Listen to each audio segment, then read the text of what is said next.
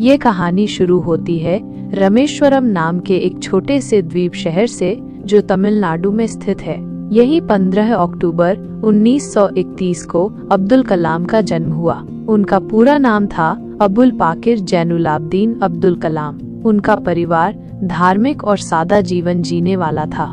उनके पिता जैनुलाब्दीन एक नाव चलाते थे और आसपास के श्रद्धालुओं को तीर्थ यात्राओं पर ले जाते थे। माँ आशियम्मा एक बहुत दयालु महिला थीं, जो जरूरतमंदों को भोजन कराना कभी नहीं भूलती थीं, चाहे खुद का चूल्हा मुश्किल से ही क्यों न जल रहा हो।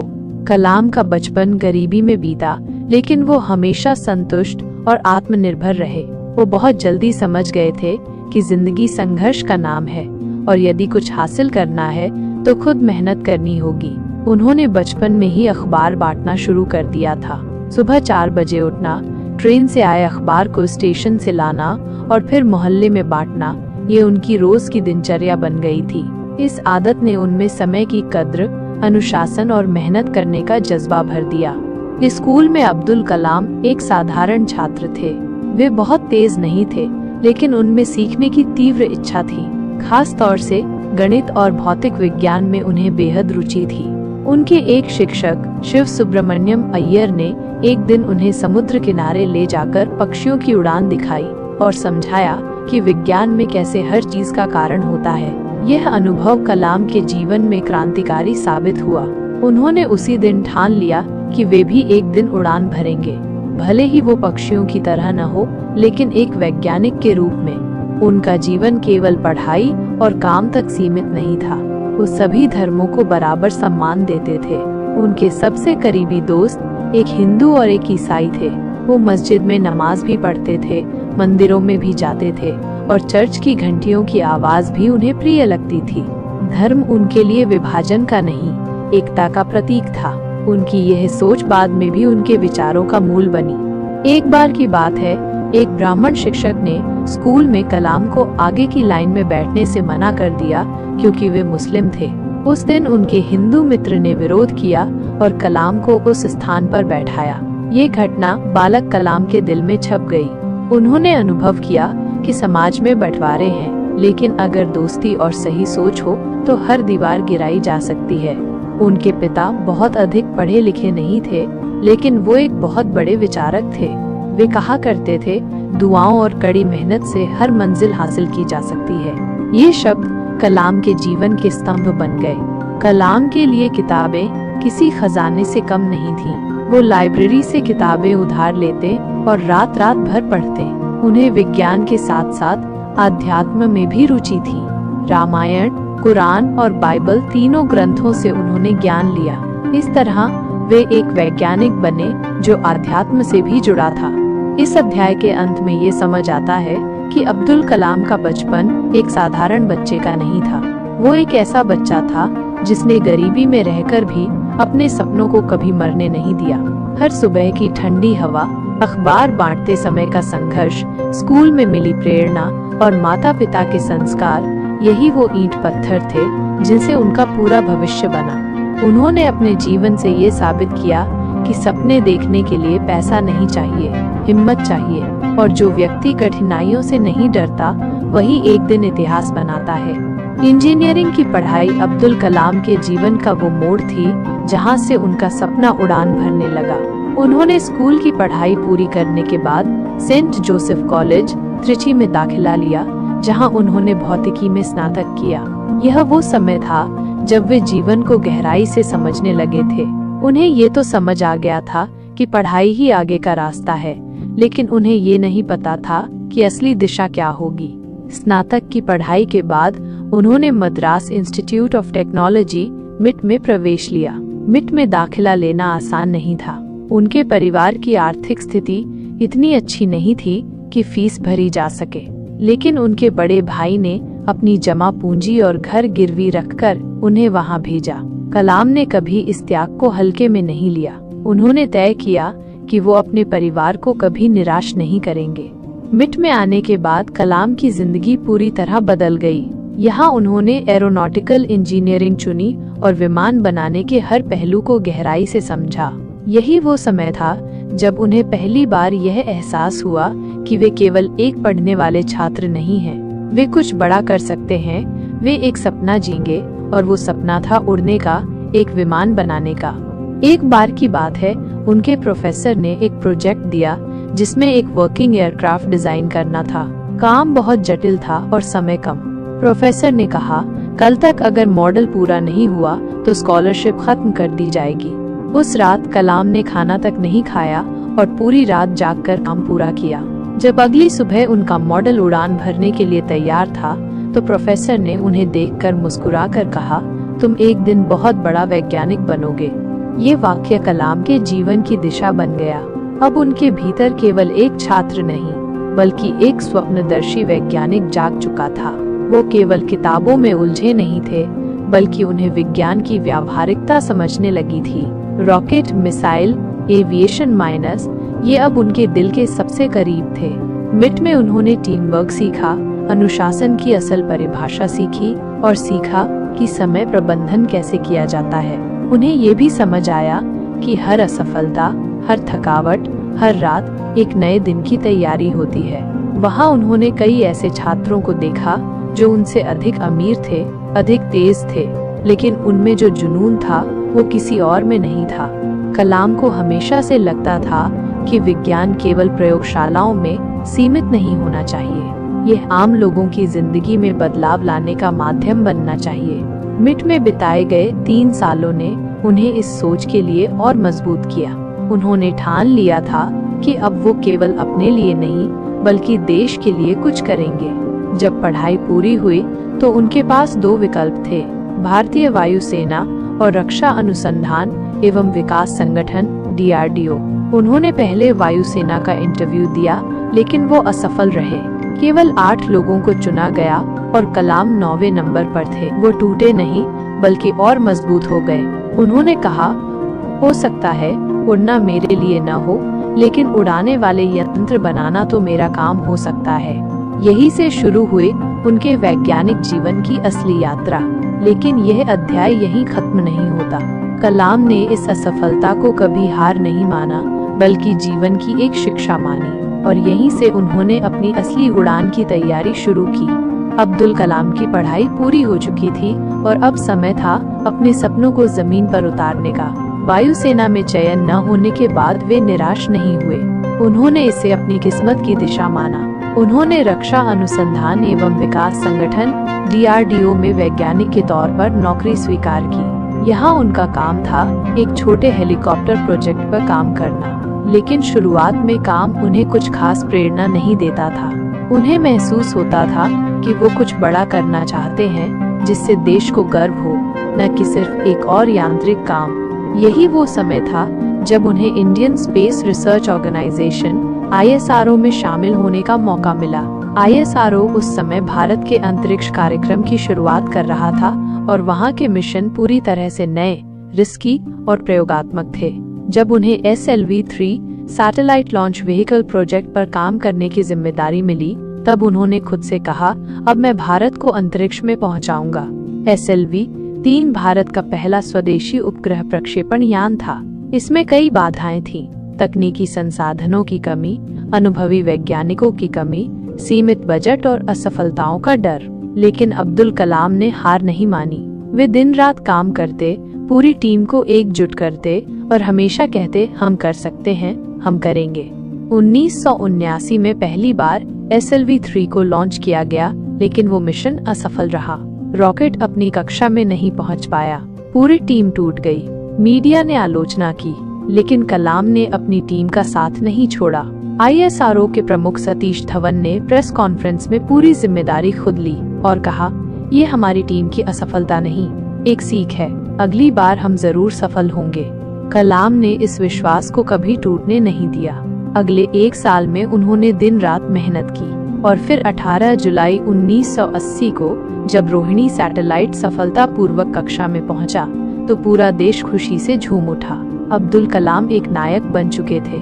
ये भारत की अंतरिक्ष यात्रा की पहली बड़ी जीत थी। इस अनुभव ने उन्हें सिखाया कि असफलता अंत नहीं होती, वो एक प्रक्रिया है।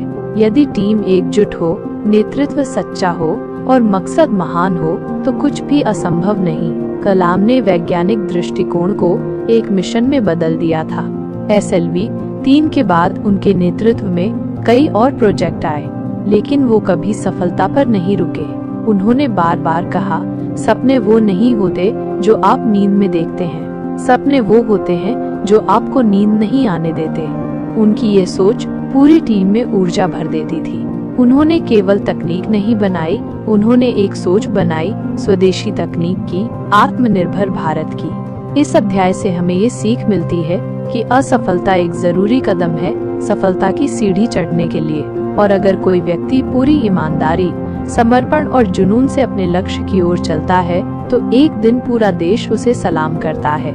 SLV-3 की सफलता के बाद अब्दुल कलाम का आत्मविश्वास और भी प्रबल हो चुका था। वे अब एक वैज्ञानिक नहीं, बल्कि भारत के आत्मनिर्भर अंतरिक्ष और रक्षा क्षेत्र के प्रतीक बन चुके थे। लेकिन कलाम की सोच केवल अंतरिक्ष तक सीमित नहीं थी। उनका अगला सपना था भारत को एक शक्तिशाली राष्ट्र बनाना, एक ऐसा देश जो अपनी रक्षा तकनीक में आत्मनिर्भर हो। इसी लक्ष्य के साथ उन्होंने DRDO, defence research and development organisation में वापसी की और वहां भारत की मिसाइल परियोजना की नींव रखी। यह वो दौर था जब भारत को रक्षा क्षेत्र में दूसरों पर निर्भर रहना पड़ता था। लेकिन कलाम का विश्वास था कि अगर भारत अंतरिक्ष में सफलता पा सकता है तो वो आधुनिक मिसाइलें भी बना सकता है।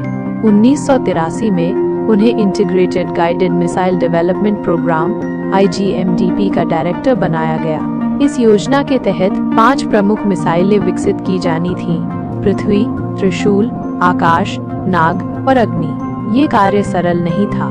संसाधनों की कमी, तकनीकी जटिलताएं, अंतर्राष्ट्रीय दबाव और असफलताओं का डर हर कदम पर चुनौतियां थीं। लेकिन कलाम ने कहा, अगर मुश्किलें हैं तो इसका मतलब है कि रास्ता सही है। उनकी टीम में युवा वैज्ञानिकों की फौज थी जिन्हें वे हर दिन प्रेरित करते थे। वे एक सामान्य बॉस नहीं थे। वे हर सदस्य से बात करते, उनकी समस्याएं सुनते और टीम को परिवार की तरह चलाते। वो कहते थे, अगर आप विफल होते हैं तो मैं जिम्मेदार हूँ, लेकिन अगर आप सफल होते हैं तो उसका श्रेय आपको जाता है। यही नेतृत्व उन्हें खास बनाता था। प्रथम मिसाइल पृथ्वी थी। यह एक सतह पर मार करने वाली मिसाइल थी। इसके सफल परीक्षण के बाद पूरे देश में उत्साह की लहर दौड़ गई। फिर आया त्रिशूल, जो एक शॉर्ट रेंज मिसाइल थी और वायुसेना के लिए बनाई गई थी। इसके बाद आकाश, एक मध्यम दूरी की सतह से हवा में मार करने वाली मिसाइल, और फिर नाग, टैंक को नष्ट करने वाली मिसाइल। इन सब के बीच सबसे बड़ी और महत्वपूर्ण परियोजना थी अग्नि मिसाइल। ये एक लंबी दूरी की बैलिस्टिक मिसाइल थी। 1989 में अग्नि का पहला परीक्षण किया गया और वो सफल रहा। ये भारत के लिए एक ऐतिहासिक क्षण था। भारत ने ये साबित कर दिया कि वह रक्षा क्षेत्र में आत्मनिर्भर बनने की दिशा में अग्रसर है। इन सभी परियोजनाओं ने अब्दुल कलाम को मिसाइल मैन ऑफ इंडिया बना दिया। लेकिन कलाम ने कभी अपने नाम या प्रसिद्धि को अपने ऊपर हावी नहीं होने दिया। उन्होंने हमेशा कहा, मैं एक छोटा आदमी हूँ जिसका सपना था देश की सेवा करना, और मैं वही कर रहा हूँ। IGMDP न केवल तकनीकी प्रगति का प्रतीक बना, बल्कि ये भारत के युवाओं के लिए एक प्रेरणा भी बन गया। आज हजारों युवा वैज्ञानिक अब्दुल कलाम को देखकर वैज्ञानिक बनने का सपना देखते हैं। इस अध्याय से हमें यह सीख मिलती है कि यदि नेतृत्व सच्चा हो, मकसद देश की सेवा हो और टीम को परिवार की तरह माना जाए तो असंभव भी संभव हो जाता है। डॉक्टर कलाम का यह चरण देश को सिर्फ तकनीकी ताकत नहीं बल्कि आत्मबल भी दे गया। SLV-3 और मिसाइल परियोजनाओं की सफलता ने अब्दुल कलाम को देश भर में पहचान दिलाई थी, लेकिन उनके जीवन का असली उद्देश्य अब शुरू हो रहा था, विज्ञान को आम लोगों की जिंदगी में लाना और युवाओं को उनके सपनों की उड़ान के लिए तैयार करना। इस नए सफर की शुरुआत तब हुई जब उन्हें रक्षा अनुसंधान और विकास संगठन DRDO के वरिष्ठ वैज्ञानिक पद पर नियुक्त किया गया। अब वे केवल तकनीकी मिशन नहीं बल्कि एक वैचारिक आंदोलन के नेता बन चुके थे। भारत उस समय आत्मनिर्भरता की ओर कदम तो बढ़ा रहा था, लेकिन बहुत सी तकनीकों के लिए अभी भी विदेशी मदद पर निर्भर था। कलाम ने अपने जीवन का केंद्र बिंदु बना लिया, मेड इन इंडिया, यानी भारत में ही भारत के लिए सब कुछ बनाना। उनका मानना था कि जब तक हम अपनी तकनीक खुद नहीं बना सकते, तब तक हम सच में स्वतंत्र नहीं कहे जा सकते। उनका अगला बड़ा सपना था भारत के लिए एक स्वदेशी सुपर कंप्यूटर और लड़ाकू विमान बनाना। इस दिशा में उन्होंने LCA light combat aircraft project को सक्रिय रूप से आगे बढ़ाया। इस प्रोजेक्ट का लक्ष्य था भारत में ही विकसित किया गया एक आधुनिक लड़ाकू विमान तैयार करना। शुरुआती दौर में इसे बहुत आलोचना मिली। लोगों ने कहा कि भारत ऐसा नहीं कर सकता, लेकिन कलाम के शब्द थे, सपनों का मजाक उड़ाने वाले लोग अक्सर वही होते हैं जो कभी सपने देखने की हिम्मत नहीं करते। उनकी टीम ने दिन रात काम किया, सीमित संसाधनों के बावजूद हर बार आगे बढ़ते गए। उन्होंने कभी दूसरों पर दोष नहीं डाला, बल्कि हर चुनौती को एक अवसर में बदला। उन्होंने बार बार कहा, यदि आपके पास संसाधन नहीं है तो सबसे बड़ा संसाधन है आपका संकल्प, और यही उन्होंने अपनी टीम में रोपित किया। कलाम ने रक्षा तकनीक को केवल युद्ध के लिए नहीं, बल्कि शांति और सुरक्षा के लिए एक माध्यम के रूप में देखा।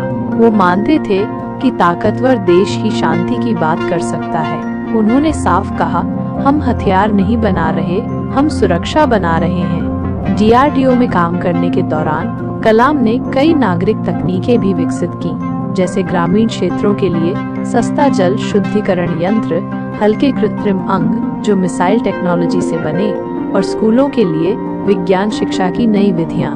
वे चाहते थे कि विज्ञान केवल लैब में न रहे, वो गांवों, स्कूलों और घरों तक पहुंचे। इस दौरान उन्हें पूरे भारत से निमंत्रण मिलने लगे, स्कूलों, कॉलेजों, संस्थानों से। हर बार जब वे युवाओं से मिलते तो उनकी आंखों में वही चमक देखते जो एक दिन उनके अंदर थी। वे कहते, अगर एक गांव का लड़का राष्ट्रपति बन सकता है तो तुम क्यों नहीं। उन्होंने युवाओं को सपना देखने, अपने पैशन को खोजने और देश के लिए काम करने की प्रेरणा दी। इस अध्याय में अब्दुल कलाम केवल एक वैज्ञानिक नहीं, एक राष्ट्र निर्माता बन चुके थे। वे कहते थे, मुझे मिसाइलों से ज्यादा विश्वास है युवाओं की ऊर्जा में, और इसी सोच ने उन्हें भारत के हर युवा के दिल का हीरो बना दिया। उन्होंने विज्ञान और तकनीक को केवल मशीनों में नहीं, बल्कि लोगों के जीवन को बेहतर बनाने का माध्यम बनाया। उनके लिए विज्ञान का मतलब था विकास, आत्मनिर्भरता और मानवता। इस अध्याय से हमें ये सीख मिलती है कि जब आपका सपना केवल खुद तक सीमित नहीं होता, जब उसमें देश और समाज की भलाई जुड़ जाती है, तब वो सपना एक आंदोलन बन जाता है। भारत के वैज्ञानिक विकास में योगदान देने के बाद अब्दुल कलाम का जीवन एक नए मोड़ पर था। अब वे केवल एक वैज्ञानिक नहीं थे, बल्कि भारत के युवाओं, शिक्षकों और नेताओं के लिए एक विचार बन चुके थे। उन्होंने महसूस किया कि अब समय है केवल तकनीक नहीं, बल्कि विचारों और मूल्यों को फैलाने का। अब उनका सपना था हर भारतीय युवा में आत्मविश्वास भर देना, ताकि वे खुद को कमजोर न समझें। इसी सोच के साथ उन्होंने देश भर में स्कूलों, कॉलेजों, विश्वविद्यालयों में जाकर छात्रों से संवाद करना शुरू किया। वो केवल लेक्चर नहीं देते थे, बल्कि आंखों में आंखें डालकर युवाओं से सवाल पूछते थे, तुम क्या बनना चाहते हो? और फिर कहते, डरो मत, खुद पर भरोसा रखो, तुम्हारे अंदर वो ताकत है जो दुनिया को बदल सकती है। कलाम की बातचीत में हमेशा सादगी, गहराई और विश्वास होता था। उन्होंने कभी दिखावे की भाषा नहीं अपनाई। वे गांव के स्कूल में भी उसी भावना से बात करते थे जैसे किसी IIT या IIM में करते थे। उनका मानना था हर बच्चा विशेष है, फर्क सिर्फ इतना है कि कोई उसे पहचानता है और कोई नहीं। उन्होंने अपने जीवन के अनुभवों को सरल भाषा में कहानियों के रूप में सुनाया। वे कहते, जब हम SLV-3 लॉन्च कर रहे थे, तब हमारे पास सीमित संसाधन थे, लेकिन हमारे पास था आत्मविश्वास, टीम वर्क और सपनों पर विश्वास। यही 3 बातें वे हर छात्र को समझाते, सपना देखो, उस पर यकीन करो और फिर हार मत मानो। एक बार उन्होंने एक छोटे से गांव की बच्ची से पूछा, तुम क्या बनना चाहती हो? बच्ची ने कहा, मैं डॉक्टर बनना चाहती हूँ, लेकिन मेरे पापा किसान हैं, फीस नहीं दे सकते।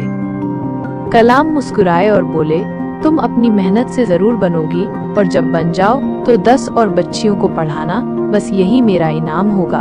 उनकी ये बात केवल प्रेरणा नहीं थी, यह एक बीज थी जो हर दिल में लगाई जा रही थी। उन्होंने बार बार कहा, इस देश का सबसे बड़ा यह देश का युवा है। अगर यह जाग गया तो भारत को कोई नहीं रोक सकता। उन्होंने बच्चों को बड़े सपने देखना सिखाया। वे हमेशा कहते, सपने वो नहीं जो नींद में आते हैं, सपने वो होते हैं जो नींद नहीं आने देते। और ये वाक्य भारत के कोने कोने में लाखों विद्यार्थियों की दीवारों पर लिखा जाने लगा। कलाम केवल सफलता की कहानियां नहीं सुनाते थे, वे असफलताओं की कहानियां भी सुनाते थे। वे बताते थे कि कैसे वो वायुसेना में नहीं चुने गए, कैसे उनकी पहली रॉकेट लॉन्चिंग असफल रही। वे बताते, अगर मैं हार मान लेता तो आज मैं आपके सामने खड़ा नहीं होता। इस चरण में उन्होंने अपनी कई किताबें भी लिखी, जैसे wings of fire, ignited minds, India 2020, जो युवाओं के लिए दिशा निर्देशक बन गई। उनके शब्द केवल पंक्तियां नहीं थे, वे ऊर्जा थे, जुनून थे, परिवर्तन के बीज थे। उनका सपना था भारत को 2020 तक एक विकसित राष्ट्र बनते देखना। उन्होंने कहा, विकास केवल तकनीक से नहीं आता, वो सोच से आता है। जब हर नागरिक जिम्मेदारी से जीने लगे तब देश बदलेगा। इस अध्याय में डॉक्टर कलाम एक मिसाइल मैन से पीपल्स प्रेसिडेंट बनने की ओर बढ़ रहे थे। एक ऐसा नेता जिसने कभी चुनाव नहीं लड़ा, लेकिन करोड़ों दिलों में निर्विरोध चुना गया। इस कहानी से हमें ये सीख मिलती है कि अगर आप सच में बदलाव लाना चाहते हैं तो सबसे पहले युवाओं को भरोसा दिलाइए कि वे बदलाव ला सकते हैं। डॉक्टर APJ अब्दुल कलाम का जीवन अब एक ऐसे मुकाम पर पहुंच चुका था जहां वो केवल वैज्ञानिक या शिक्षक नहीं रह गए थे, अब वे एक राष्ट्र निर्माता के रूप में देखे जा रहे थे। उनकी सादगी, उनका समर्पण और युवाओं के प्रति उनका प्रेम देश भर में चर्चित हो चुका था। ऐसे समय में 2002 में एक प्रस्ताव आया जिसने उनके जीवन को एक बिल्कुल नई दिशा दी, भारत के राष्ट्रपति बनने का। यह प्रस्ताव राजनीतिक गलियारों से नहीं बल्कि आम लोगों की भावना से प्रेरित था। एक ऐसा वैज्ञानिक जो कभी गरीब बच्चों को मुफ्त में विज्ञान पढ़ाता था, जो गांव-गांव जाकर प्रेरणा फैलाता था, जो मिसाइलें बनाते वक्त कहता था, ये देश की सुरक्षा के लिए है, किसी को डराने के लिए नहीं। ऐसे इंसान को देश का राष्ट्रपति बनते देखना करोड़ों भारतीयों का सपना बन चुका था। जब उन्हें यह प्रस्ताव मिला तो वे हैरान रह गए। उन्होंने कहा, मैं एक वैज्ञानिक हूँ, राजनीति मेरी दुनिया नहीं। लेकिन जब उन्हें बताया गया कि यह प्रस्ताव सर्वसम्मति से आ रहा है और देश उन्हें अपना सर्वोच्च प्रतिनिधि बनाना चाहता है, तो उन्होंने ये जिम्मेदारी स्वीकार की, सेवा की भावना से, अहंकार से नहीं। 25 जुलाई 2002 को जब वे राष्ट्रपति बने तो हर भारतीय ने गर्व महसूस किया। एक मछुआरे का बेटा जिसने कभी अखबार बांटे थे, अब देश का सर्वोच्च पद संभाल रहा था। यह सिर्फ एक व्यक्ति की नहीं बल्कि पूरे भारत की जीत थी, उस भारत की जहां सपनों को पंख दिए जाते हैं। राष्ट्रपति बनने के बाद उन्होंने राष्ट्रपति भवन को केवल एक औपचारिक जगह नहीं रहने दिया, उन्होंने उसे विद्यार्थियों और नागरिकों के लिए खोल दिया। वो हर सप्ताह स्कूलों से बच्चों को बुलाते, उनके साथ बैठते, उनसे सवाल पूछते और खुद उनके सवालों के जवाब देते। उन्होंने कहा, मैं यहाँ कोई महल में नहीं बैठा हूँ, मैं यहाँ भारत के बच्चों के सपनों का पहरेदार हूँ। उनका हर भाषण, हर मुलाकात, हर कार्य एक प्रेरणा बन गई। उन्होंने राजनेताओं को भी ये सिखाया कि पद का मतलब सेवा होता है, सम्मान नहीं। वो अपने छोटे से बैग में 2 किताबें, एक डायरी और एक पेन लेकर चलते थे और जब 5 साल बाद राष्ट्रपति भवन से निकले तो उन्हीं सामानों के साथ लौटे। कोई ऐश्वर्य, कोई अतिरिक्त सुविधा, कोई निजी लाभ, उन्होंने कुछ नहीं लिया। राष्ट्रपति रहते हुए उन्होंने कई ऐसे फैसले लिए जो पूरी तरह से उनके सिद्धांतों पर आधारित थे। उन्होंने कई बार ऐसे प्रस्तावों पर सवाल उठाए जो नैतिक रूप से सही नहीं लगते थे और अपने विचारों पर अडिग रहे, चाहे दबाव कितना भी क्यों न हो। राष्ट्रपति पद पर रहते हुए भी उन्होंने कभी अपने मिशन इंडिया को नहीं छोड़ा। वे अब भी किताबें लिखते रहे, व्याख्यान देते रहे और सबसे ज्यादा समय विद्यार्थियों के साथ बिताते रहे। उनका मानना था, अगर तुम्हारा सपना केवल तुम्हारे लिए है तो वह छोटा है, अगर तुम्हारा सपना देश के लिए है तो वही असली सपना है। इस पूरे अध्याय में अब्दुल कलाम ने ये दिखाया कि एक उच्च पद पर पहुंचने के बाद भी सादगी, ईमानदारी और सेवा की भावना को जीवित रखा जा सकता है। उन्होंने राष्ट्रपति पद को गरिमा दी नहीं, बल्कि अपनी गरिमा से उस पद को ऊंचा कर दिया। ये अध्याय हमें ये सिखाता है कि कोई भी व्यक्ति, चाहे उसका जन्म कहीं भी हुआ हो, अगर उसका इरादा साफ है और मेहनत ईमानदार है तो वो देश का नेतृत्व भी कर सकता है और फिर भी जमीन से जुड़ा रह सकता है। डॉक्टर APJ अब्दुल कलाम ने जब राष्ट्रपति पद से कार्यकाल पूरा किया तो वो एक नई ऊर्जा के साथ वापस उसी मिशन में लग गए जिससे उन्होंने कभी मुंह नहीं मोड़ा था। युवाओं को प्रेरित करना, शिक्षकों को जागरूक करना और भारत को महान राष्ट्र बनाने के सपने को हर नागरिक के भीतर जिंदा करना।